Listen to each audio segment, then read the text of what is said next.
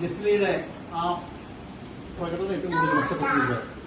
ജസ്ലിയുടെ 10ാം class മുതൽ ഇങ്ങോട്ടുള്ള ഓരോ അക്കാഡമിക് കരിയറിന്റെ ഓരോ നേട്ടങ്ങളും നമ്മൾ പരിശോധിച്ചിട്ടുണ്ടെങ്കിൽ നമുക്ക് വ്യക്തമാവും. എഴുതിയ പരീക്ഷകളിലെല്ലാം ഏറ്റവും ഉയർന്ന തലത്തിലുള്ള നേട്ടങ്ങൾ കൊയ്തുകൊണ്ടായിരുന്നു ഇത് വന്നിട്ടുള്ളത്.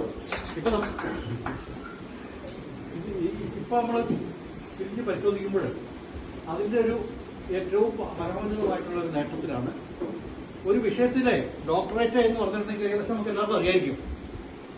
ഗവേഷണം നടത്തി അതിന്റെ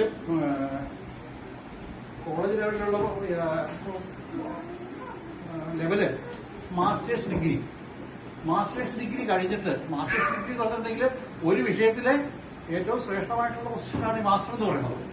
നമ്മൾ ബാക്കി പറയുന്നുണ്ടല്ലോ, പഠിപ്പിക്കാനുള്ള അർഹത കിട്ടുന്ന ഏതൊരു വിഷയത്തിലും മാസ്റ്റർ ഡിഗ്രി എന്ന് പറഞ്ഞാൽ പഠിപ്പിക്കാനുള്ള ഒരു അർഹത കിട്ടുന്ന ഒരു ഡിഗ്രിയാണ്. സാധാരണ രീതിയിൽ നമ്മൾ ആദ്യം അതിന് ബിരുദം എടുക്കും. ബിരുദാനന്തര ബിരുദം എന്നാണ് മലയാളത്തിൽ നമ്മൾ പറയുന്നത്. പോസ്റ്റ് ഗ്രാജുവേഷനാണ് MSc എന്നുള്ളത്.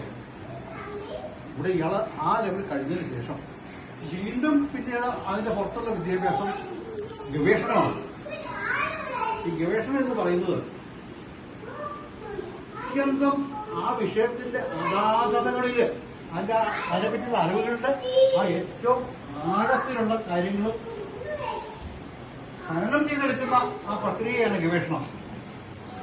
അപ്പോ ഏതൊരു വിഷയമാണെങ്കിലും അതതിന്റെ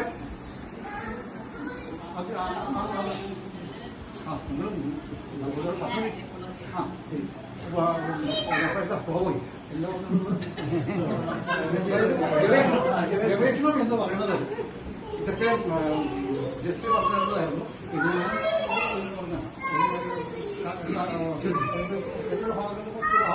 പറഞ്ഞുതരാം.